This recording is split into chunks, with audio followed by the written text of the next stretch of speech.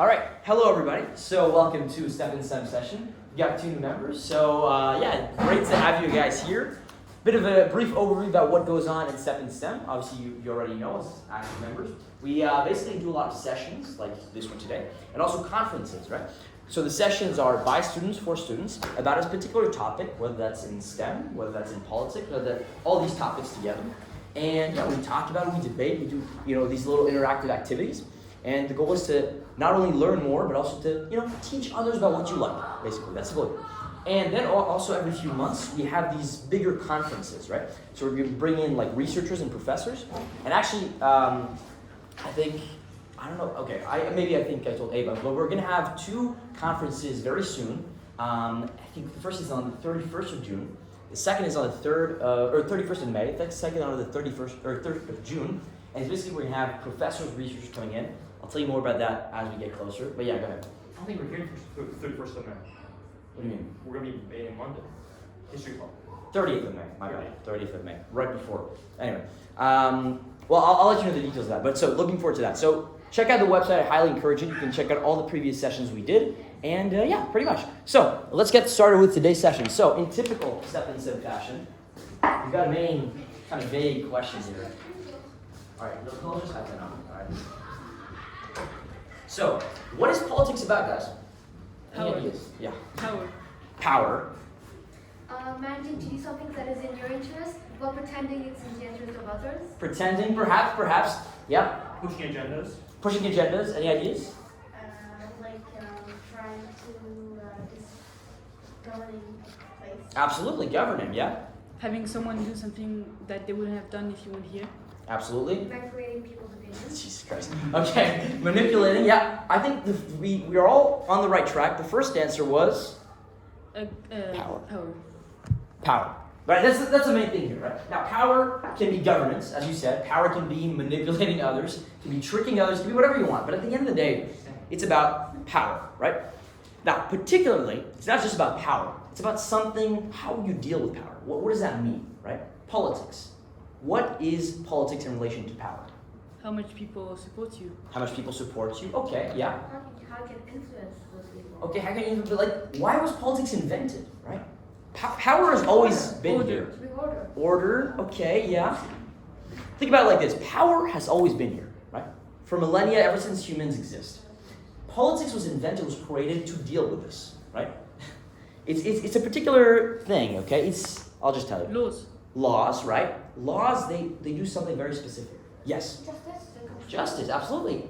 And what does justice do? Justice is about the distribution of power, right? It's about saying, you may be powerful, but we want to distribute that, right? We don't want you to be too powerful. We want to make it a bit equal to gain that justice, okay? Now, who is the most powerful? US. All right, he guessed it. Who is the most powerful on earth? Joe Biden. Yeah, the United States of America. Let's go, Brandon. Let's not say that. So, America. Yes, go ahead. Legislative, judiciary, and Judicial, legislative, and... Clovis, you guys know this or no? Executive. Okay, so let's actually, do you guys know what that, or maybe do you guys know what that means, right? Let's recap. The executive, judicial, and the legislative. Okay? So, what do those words mean? Executive. What does executive mean? One who acts. Yeah, where does it come from? When you say executive, what do you hear? execute. To execute. Yeah, not execute the head. Execute an action. Yeah, to execute an action, right? To do something. Okay? So executive power is the power to do something, right? Who has, specifically in the United States, but in general, who has the executive power? The power to do things. The president. The president of the White United House. States. Right? No.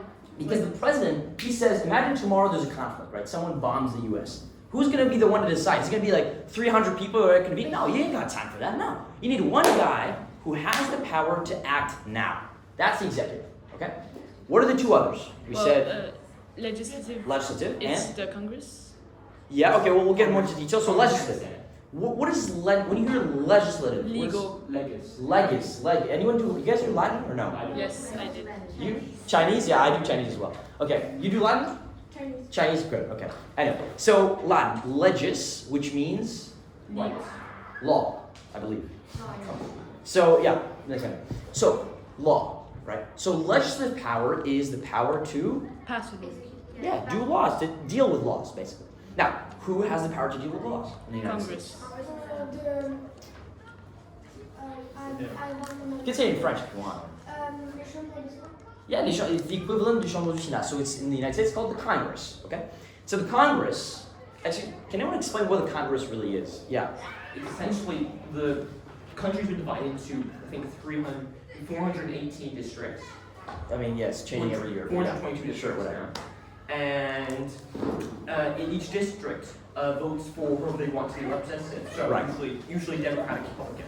Okay. And then depending on how many districts, so for example, the 8th district of New York, that's going to be Democrat. Therefore, Okay. there's one Democratic representative. Okay. So you have an idea about what Congress is? In simple terms. Well, like it's a bit like also the president that's like just and a bunch of other people. Yeah, that basically, have, it's a bunch of other people, right? And as you said, these other people are voted for in districts, right? But actually, Congress, it's what we call, and tell me if you know these words, a bicameral group. Bicameral, what could that mean? There's two parties. There's Two- Republican and Democrat. Close. Two, by two, but it's not two parties. It's actually two houses, right? So in Congress, in the United States, there's two parts, right? There's the, Republicans. House of Representatives. yes, the House of Representatives, the House, which also people call the Congress, but it's the House, right?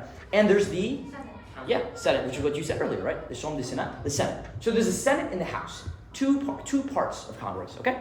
So that's the legislative. We said executive, right? We said legislative. What's the third one? Judicial. Judicial. When you hear judicial, what does that ring a bell? Supreme Court. Judges. Judge, right? Okay. So, judges. We said the president for executive. We said Congress for legislative. So judicial. There's Who's the one in charge? the judges and the laws. Yeah, the judges. Who are the biggest judges out there? Supreme Court. yeah. Supreme Court of the United States. So we have POTUS, SCOTUS, and Congress. Okay. So we talked about the three branches of power, actually, but there's others, right? Power. I mean, think about it. Are all the powerful people in America just in these three places? No. Mayors.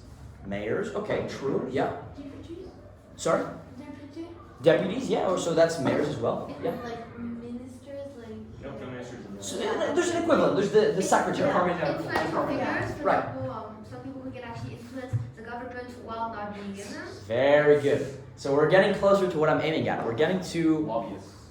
That's okay. All right. We're getting there. So what she's talking about is what we call non-state actors, right? They're actors that are not in the state, okay? And they're not politicians that have the NSA. party. What do you say? The NSA? And the non-state actors. Oh, okay. I thought you meant national security. Okay. Yeah. So to recap these three branches, right? The three branches of power, okay? They come from a very special text from 1200. Any ideas what it's called? Something Oh, Huh? it's not The two words.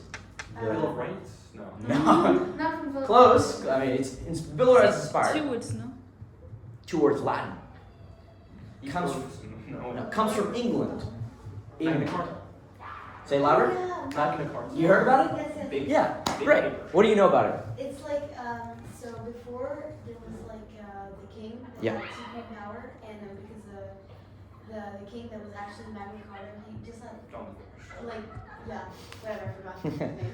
Well, he was just really cruel and Yeah. just doing nonsense. Pretty much. Only wars and I don't know. so several people I think just gathered and they like forced him to sign The Magna Carta. yeah. Yeah, absolutely. Magna Carta, right? So the Magna Carta, 1200, something like that, it defined the separation of powers. It defined a lot of things, right? But it was saying, as you said, the king, he's not a really cool guy, right? He's got too much power. Let's separate it a bit. Let's not make one guy too powerful. Let's, make the power scattered across, right? To balance it out.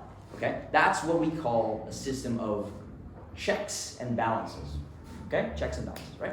So, we talked about the three branches of separation of power in the U.S. Now, I said checks and balances. So what's the key word that we're looking for in politics? Balance. Balance. Okay? Balance, right? So, let's recap, guys. Non-state actors. Who are they, actually? No, definitely not. Definitely not. All right, cool. So, Yeah, you can just. yeah, this, how do we, whatever. Pull it aside. Okay. So non-state actors, guys. No. All right. No light for today. So non-state actors. Who are some non-state actors you can think of? Elon Musk. Okay. Don't give me names. Yeah, you don't have to. You can just talk. Yeah. Yeah, influencers, so social media, people on social media, right? Okay. Well, wealthy people. Wealthy people, absolutely. Yeah, billionaires, stuff like that. Yeah. Maybe like the Bible. The Bible, very interesting. Religion, absolutely. Yeah. Anyone who has enough influence to actually influence other people. True. Anyone who has enough impact to actually control people's actions in a certain way. Okay. So you give me the big answer. Now let's get into the specifics. But yeah. PACs. Oh, PACs. Yeah. Absolutely. So can you explain what a PAC is? It's essentially where instead of illegally giving money directly to a politician, Yeah. you donate the money to them Absolutely. through a side way. Yeah, PAC. So it's a PAC, a Political Action Committee, I believe. Lobbyists. Lobbyists, absolutely. Yeah, and you missed one big one, guys. Who are the big, powerful, when you think of power, Super PACs. and when you say superhero? Oh, super PACs, Super yeah, no, PACs. true. When you think of super powerful, yeah, Money? money, true, yeah, who has money? Billionaires. Billionaires, okay, billionaires, where do they get their money from? Where do they get their money from? CEOs. CEOs? Large The people. corporations. People, People you said Large corporates. corporations. corporations, companies, guys, companies, right? So, you see, when you talk about government is public, right? It's known as the public sector. So you have the public sector, and you have the Private. private sector. So the private sector is the companies, okay? So we have these three branches, and then we have non-state actors. So we mentioned billionaires, right? We mentioned companies. We mentioned, more generally, this is the one you missed, but I'll give it to you, bureaucracy, okay? Bureaucracy, you might hate it, right? Sometimes it may be slow, but it's a core part of our system. So bureaucracy, right? I mean, we all, do you guys know what bureaucracy means? No? Okay. So bureaucracy, bureau, right? People that work in bureau in a sense. You can think of it that way. People that make the country work, they're, the middleman between those who have all the power and those who have less power. People who are individually have less power, but together have it, right? So today, we'll be diving into precisely this art of political balance, which is, can we have a little drum roll? The Iron Triangle, guys. The Iron Triangle. It sounds like a really badass name, right? It's the Iron Triangle. So it even sounds like a Netflix show about a cool politician or something. But anyway, so who knows this building right here? Congress. Congress? What do you think? Capital. Several. Yeah, State of the Union. Yeah. Okay. Absolutely. So that is the capital of the United States, and so.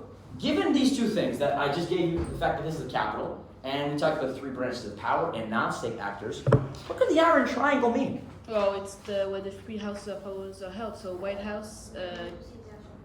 Perhaps. Yeah, that's an idea. Any other ideas? What could the Iron Triangle mean? Maybe it's a hierarchy. The hierarchy? Yeah, the hierarchy. Okay, that's a good idea. That's a good idea.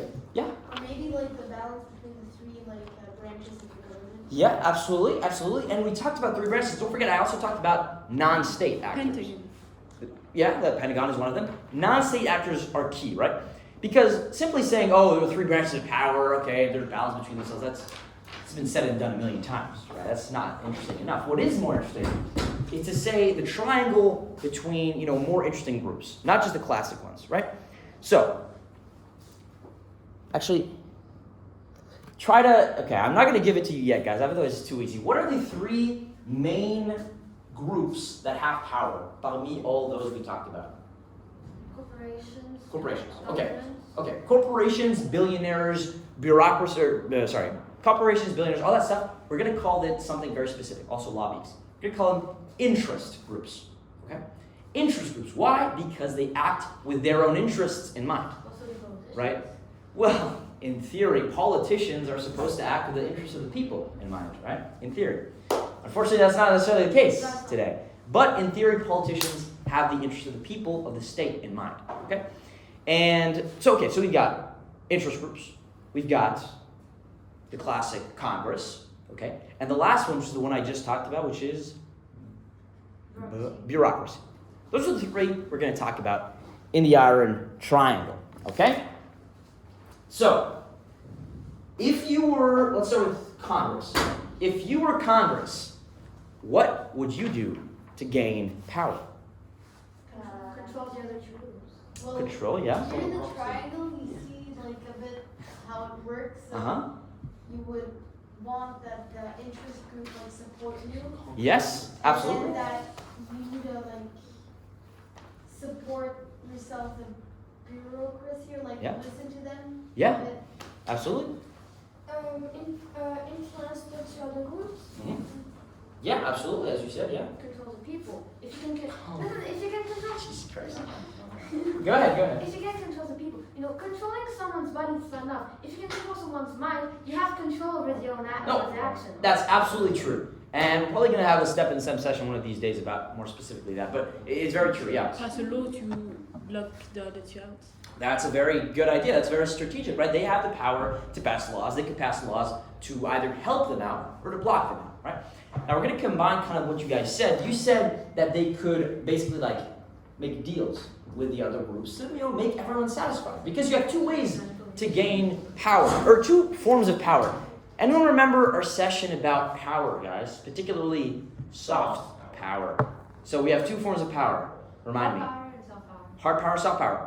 Briefly, what do they mean? So essentially, hard power is using strength and actually threatening people. Soft power is going a bit around the pod and not directly using Yeah, strength. exactly. In two words, coercion, hard power, versus co-opting, soft power. Okay?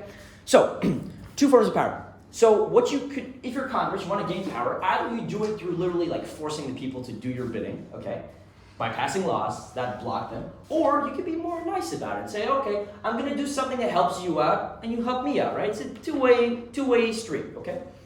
So, now, interest groups. What would you do to gain power if you're an interest group? Yes? You need to grow your company by doing like an example, a lot of pubs. So like the people will like buy lots of product and Yeah. you have lots of money and then you can like pay lots Yeah, of things. spot on, absolutely. You make people dependent on your product. Absolutely, make people depend on your product. Let's say it specifically in the context of the Iron Triangle. Yeah. By potentially lowering taxes for certain companies or by supporting subsidies towards these companies as well. True. Now, don't forget, you're an interest group. You don't have the power to, say how taxes are dealt. That would be Congress. But it is true. You would benefit from that, right? So interest groups, we have lobbyists, we have companies, we have billionaires, big individuals that have power. Okay. So, okay. Now moving on to bureaucracy. Very briefly, what could they do to, gain power? I mean, there's not Be one slow. specific. What'd you say? Be slower. Be slower. Fair enough. No, just. He's slow. There's not much. Just do their job, provide value, okay, and help society move, okay? So, let's see. So you gave me your ideas. Let's see what people in real life do to gain power. There we go. So, can someone explain what you see right here? Explain. Go ahead. Or the interest group, they give electoral supports, meaning that they tell people to go towards Congress. Yes, absolutely. And then Congress, they find political support and fund it as well. Yes. Meaning that they need the bureaucracy, which then goes into the interest groups and give them advantages in other ways so that they help them. Absolutely, absolutely. So that was one of the ways we can move around the Iron Triangle, and then there's another way we can move around. So let's do the other way, and then we'll explain more detail. Go ahead. But just a question. Yeah. Why is the Iron Triangle called the Iron Triangle? Ah, that's a very interesting question. That's the best question. So, first of all, there's two words, iron and triangle. Do you get the triangle part? I would assume so, right? Iron, I mean, there's a lot of reasons. Do you guys know the axis of evil? Oh yeah. Yeah. So the axis of evil was in the Iraq War. George Bush was saying basically we have axis. Once again, this idea of a triangle, right? The axis of evil was it? I think it was North Korea, Iraq, and Iran, right? Basically the three bad guys, right? So there's always this notion of a triangle, right? Then there was the iron. Vas-y, mon gars, non. So then we have the Iron Lady, I believe, Margaret Thatcher, the Iron Chancellor, I think it was, or Otto von Bismarck. Yeah. Right. So it's strong, right? Strength Yeah, go ahead. Yes, also because like iron is a very strong metal, and like the iron triangles is like a very strong Yeah. triangle. Absolutely. Yeah, and when I say strength equals power. The triangle of power, right? Oh yeah. You see? Like iron. Exactly. So, yeah, so, okay, now we went this way. What about this way? All right, can someone describe? Go ahead. Well, I can read it. Yeah. So the interest group, gives congressional support via law. So what does that mean? Congressional support via lobbying. So like they try to say like that, like the bureaucracy is Yeah. like, oh yeah, so here like we need to help them and everything. Exactly. So Yeah. interest group is going to be this big billionaire, for example, that's going to send, imagine, this billionaire is going to send a guy over to the bureaucracy, and he's going to say, hey guys, these guys are amazing, he's going to say, in all the finance clubs and circles, he's going to say, yo, these bureaucrats are amazing, whatever company or whatever group of bureaucrats, they're amazing, Yeah. help them, right? Now, the bureaucrats, what are they going to do? They're gonna policy choices And execution. execution. Right. So they're going to create policy, create law, or enforce laws to help out Congress. And then Congress, what is it going to do? It's gonna like friendly Legislation. Legislation. sorry, and oversight. Right. So what is it? Very simple. What is Friendly it? laws. Yeah, they're going to be friendly. So they're going to say, we can raise, or really can lower taxes on the billionaires. Raise tax. Or yeah, not raise. You swing to that side, okay? No. Oh, okay. I hate taxes. So we're going to lower taxes. There's no people to vote. We're gonna say actually, for example, a good example of this is what's the name of the governor of California? Gavin Newsom. Gavin Newsom, right? So Gavin Newsom, big Democrat. He recently passed a law. I think a few months ago. He was saying basically that in California there's gonna be much more taxes on all the supermarkets and stuff, except, and it was a very specific thing, except supermarket. This is supermarket companies that have, I think, was like a bakery involved or something like that. You think that's kind of weird. And then you look into it. What's the only supermarket in California that has a bakery? Because Panera Bread happens to be a big donor. Who's Panera's Bread CEO? Was his best friend? Yeah, best friend, big donor, gave him a lot of money. Isn't it So like it's politicians act with friendly money? legislation. You see? So it's the Iron Triangle in action, right? Now, Over less than $10 on that. yeah, pretty much. Yes, go ahead. There's some laws I have a book at home, and there's like some weird laws like you can go fishing with a pajama. Yeah, it's true. Why No, would you there's do laws. that? Oh, yeah, there's But those laws are a bit different because it's more like Yeah, it's not. example. Yeah, it's not to help specific people, but it's still pretty weird, right? You're thinking, how did that get? There's a country where you can't actually clean your floor with bread. Oh my, that's such a okay. Like in can't Kentucky, clean your you floor with can't, bread. in Oklahoma, I think, Uh-huh. you can't keep your donkey in your bathtub. Oh man, I was gonna do that. So yeah. Okay. So right, so in the U.S., right? In the U.S., we talked about it. Power is exercised in Congress. So particularly in what we call congressional committees or congressional subcommittees, just groups of guys in Congress, right? So when they align themselves with these constituencies meaning groups that they select, all right? There's an agency, which is the bureaucrats. Bureaucrat can have an agency that they form. These agencies are going to be able to affect the policy outcomes directly in the committees and the subcommittees, right? That's what we're saying. So that is where the Iron Triangle can show itself, right? So in the first corner of the triangle, we have the interest groups, right? And all the non-state actors we talked about, right? So these are the powerful interest groups that really exert their power on Congress. They exert their power on congressional votes because that's what Congress does. They vote on laws, and so they do that in their favor, okay? And so that can really influence, for example, re-election, okay, of a particular member of Congress that they really like, that really helps them. And so they do that. They say, I'm going to help you get re-elected. In return, though, I want support for my programs, support for the things I'm doing, for my industry, things like that, right? Now, on the other corner, you have Congress, okay? So they also seek to align themselves with the constituency for political support, for electoral support, because what they want is to gain power and to keep power, right? So these congressional members are going to support legislation that advances a particular interest group's agenda in exchange for the electoral support, right? It's a win-win thing, okay? And then in the third corner, we have the bureaucrats who, often are pressured by these same really powerful interest groups that their agency is designated to regulate. Because certain interest groups, take a random industry, I don't know, like tech, for example, okay? Well, you're going to have bureaucrats that are specifically needed to regulate tech, because there's a lot of regulation to make there, right? And so these interest groups are going to say, hey, man, regulate it in my favor, okay? Because then I'm going to help you out, right? With congressional support, with lobbying. I'm going to send over people that are going to fuel more clients and stuff to you. You see? So, the result, right, is this three-way stable balance, right? It's a sort of a sub-government, you see, because it's not the government, but they still have this durability, this impregnability, this power to determine policy. And at the end of the day, we said power is what politics is about, but what even is power, actually? What is power? The ability to control and influence someone's mind and opinion. Yeah, Body, exactly. pretty much. So the ability to influence behavior. So that's exactly what you said.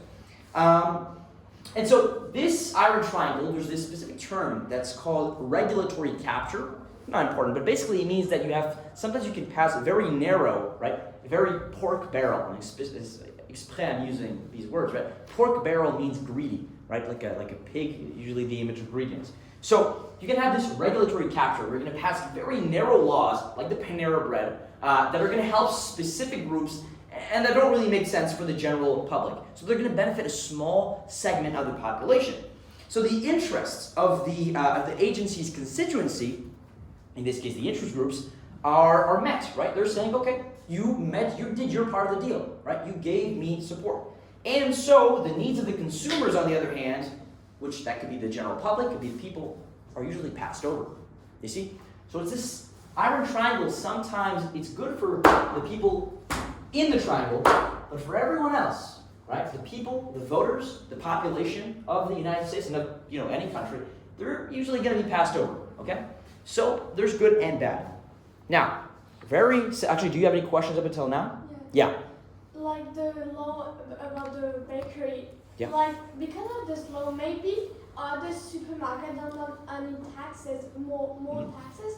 So what they could do another bakery, and then this law won't go in favor with this supermarket. That's true. That's very strategic. That's what you call, usurping laws to your benefit, right? You're kind of. It's not just a loophole, essentially. It's a loophole, also what we call a loophole, right? It's basically don't blame the player, blame the game, right? And so you're saying the game is unfair, so you can, squiggle your way out of it. Yeah.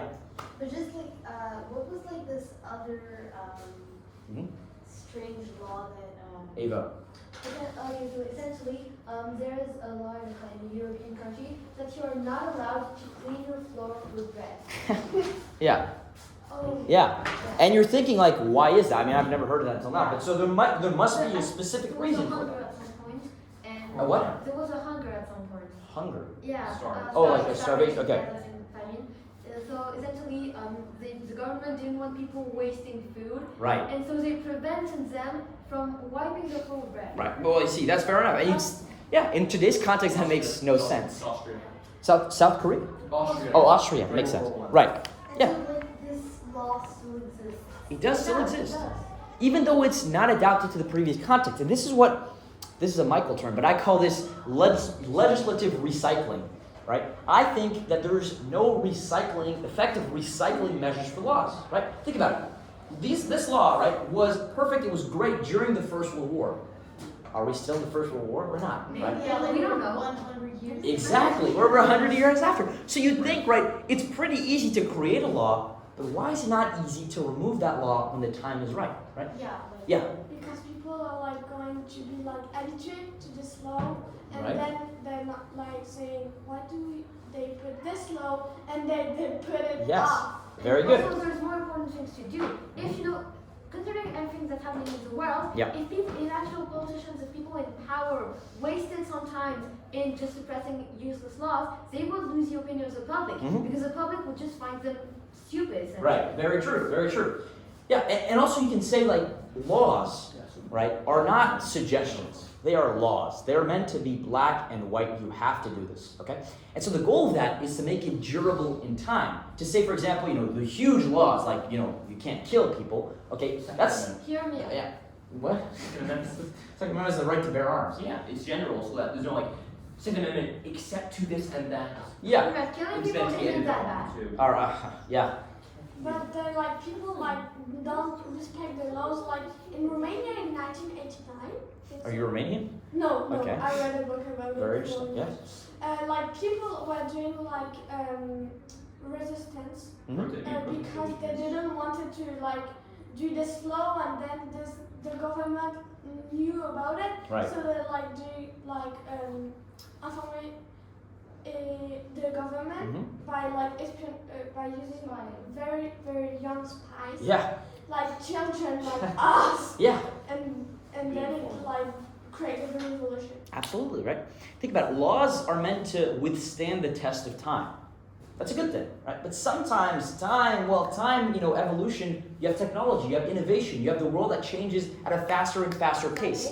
Yeah, and so you need laws to catch up sometimes, yes. Like, so for example, the bread thing, Yeah. where I suppose it would like, use the bread, well, It is great clean floors.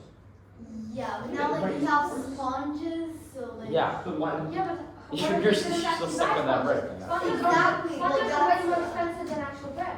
Yeah, so Yeah. that's like. But also, an not many expensive- people are still doing that. Exactly, but that's exactly what you're saying. I mean, I'm not sure when sponges were invented, but if you're right, I would assume sponges were not invented at the time. And so you think, well, okay, we're just going to use our bread, right? But then when sponges are invented, you have this innovation that removes the need for the bread. And so you would think, well, why is there not a law? Why do you not remove that law, right? Yeah. Also, like governments, like in communism, like in Romania, Yeah. like the government, they say like we're all going to live together, like there's people, and like the one who had the power was like super rich and Right. could do everything like. Yeah, absolutely. Yeah. So this leads me to a very simple question relating to the Iron Triangle. Very simple. Yay or nay? Yeah. Yay or Now, nay? on tyranny, one person has all the power. Except for bureaucracy. Okay. So, yes or no? Do you guys agree? Do you guys like the premise? Do you think it's a good thing that we have the Iron I Triangle? think that it may not be the best system, but right now we don't exactly have a better one. So she's basically paraphrasing Churchill when he said, democracy is not perfect, but it's the best we got. Yeah, pretty much. So what do you guys think? Do you like the premise of the Iron Triangle? The fact that we have the three factors? Yeah? Yeah, but like only when you say like influencers. Yes. Maybe they could like also be not only the billionaires, Yeah. like the super rich, but also The people. some other people. Absolutely. Like the people. Yeah, that's what I'm saying. So on a personal note, I mean, I'm not going to say what I believe in, but I think the goal here is to say what's good and what's bad about it. So what's good about it? Well, we have this balance, this stability, the fact that there's no war.